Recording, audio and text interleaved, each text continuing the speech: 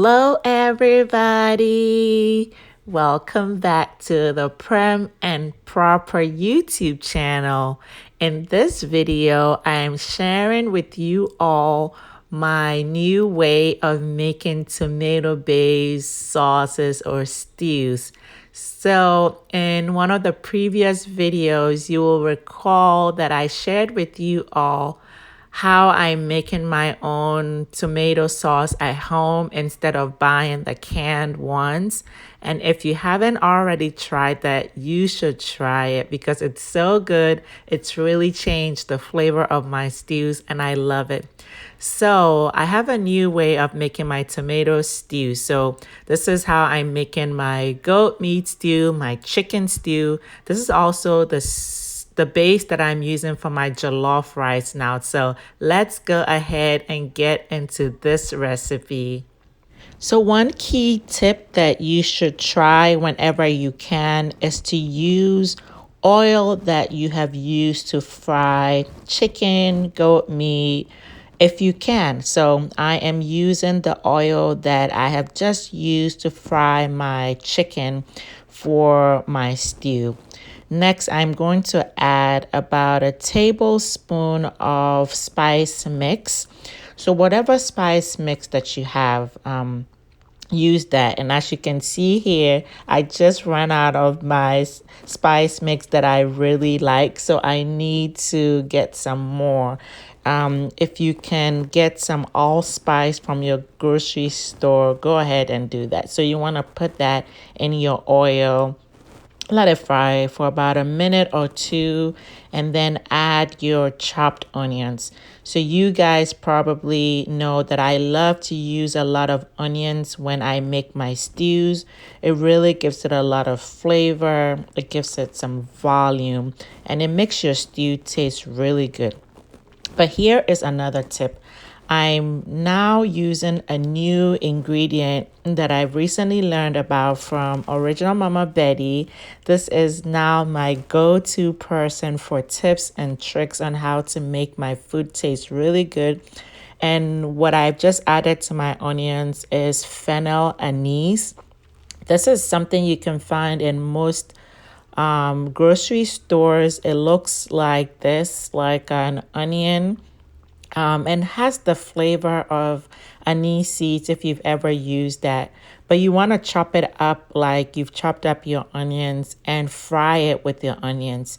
Make sure you put your heat at medium and let it fry slowly. You don't want it to get burned, but you want the flavors from the onions as well as the anise seeds to just get in your oil and just give it a lot of flavor.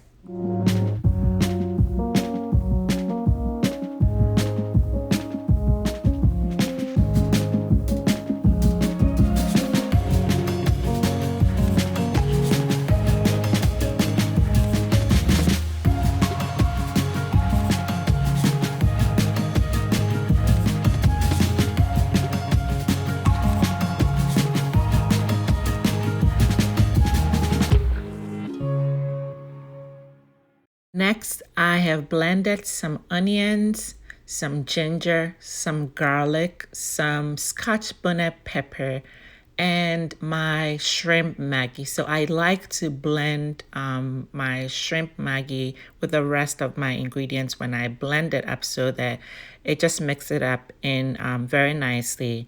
And then it's going to go into the fried onions now.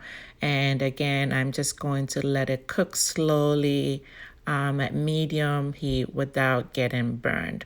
So make sure you're stirring it together while it's cooking and just let it cook slowly. So I'm using about 2 onions and you can use whatever quantity you need for your stew. But I will put something in the description to give you an idea of what I used.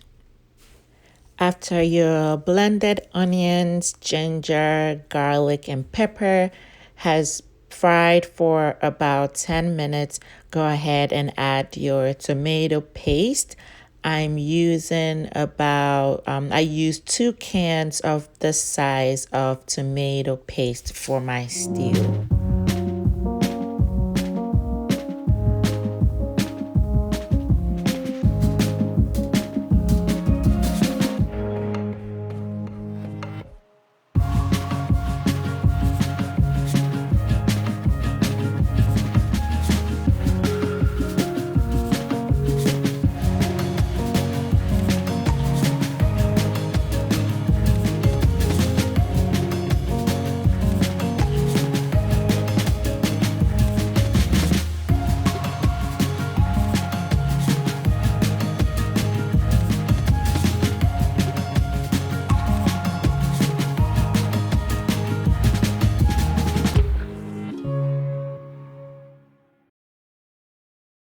While my stew is cooking, I'm going to go ahead and blend some more ingredients. And this is also something new that I'm doing with my stews now, so pay attention. I am blending together one fennel anise. So that's what I just showed you. I'm also blending one green bell pepper. This is a sweet green bell pepper. I'm also adding a bunch of spring onions. So the fennel anise, the sweet bell peppers, a green one, and spring onions. And I am blending it together and it's going into my stew. So you actually don't need this much quantity because I ended up not using all of what I blended, but you need about half a fennel anise, half a sweet green bell pepper, and also a bunch of green onions. Blend it all up, and you're going to put it into your stew after all your tomatoes has gone into your stew. Before I add all the stuff that I just blended, I'm going to go ahead and add my tomato sauce. So this is my homemade tomato sauce. If you haven't already seen the video of how I made this tomato sauce, I'll put a link to that in the description below and you can check it out. It's really so good. I can't imagine using canned tomatoes anymore after trying this out and how good it is. So I'm going to put that into my stew.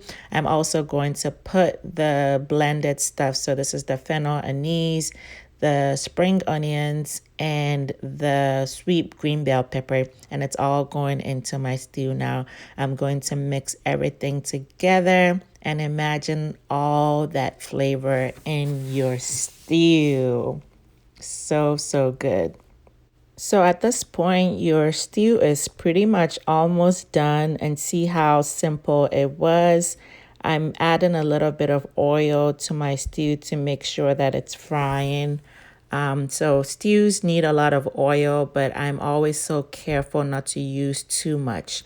So I just add it as I need it.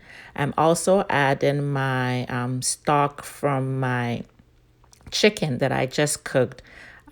Because I usually use shrimp Maggie, which is a little bit salty, and because I know that I'm going to add my chicken stock into my stew, I usually won't add any salt until the end and only if I need it. So I'm very careful about not using too much salt in my food. So at this point, I'm also going to go ahead and add my meat, and I'm using both goat meat and chicken because I didn't have enough of each one, and because I wanted to make a lot of stew so that we can put some aside that we can have with anything that we want. But I also want to use some of this tomato sauce for my jollof rice. So I wanted to have a lot of meat in it so that it's enough to last us for, I don't know. I always say I'm cooking for a week or so, but it usually only lasts a few days. So I wanted to make sure that I have enough meat in my stew. So after I tasted my stew, it needed a little bit of salt. So I went ahead and added some salt to my stew. I also added about a teaspoon of curry powder. This is optional, but I love how curry makes my stew smell. So I just went ahead and added 1 teaspoon of curry powder into my stew. And just look at how good that stew looks. Just look at that. Not only does it look good, it smells so good and it tastes amazing. I really hope you guys will try this stew. If you thought my chicken stew tasted good, wait until you try this new recipe. It's amazing. So I'm going ahead and I'm going to save some because we want to have some stew for the week. We can have it with some white rice. We had it with some yams and it was so good, boiled yam. You can eat it with kinky or whatever you like. But I'm also going to go ahead and put some rice in there for jollof, and you know that that's going to be the bomb. So I don't want to have too much oil in my jollof, so I'm getting that out into my stew here, and the rice is getting in there. Please try this recipe. When you do, make sure you come back and leave me a comment and let me know how you like it. It is so good. Your jollof rice is going to taste amazing, and you're always going to use this fennel anise in your stews if you can get access to it. Um, don't worry if you can't get fennel anise. If you have anise, the seasoning, you can use some of that. But definitely try to get that. I found it in my local grocery store. So check the veggies and herbs area of your local grocery store. You will absolutely find it in Asian marts. So go ahead and check those places if you don't find it in your local grocery store. Thanks so much for watching this video. We really appreciate you all.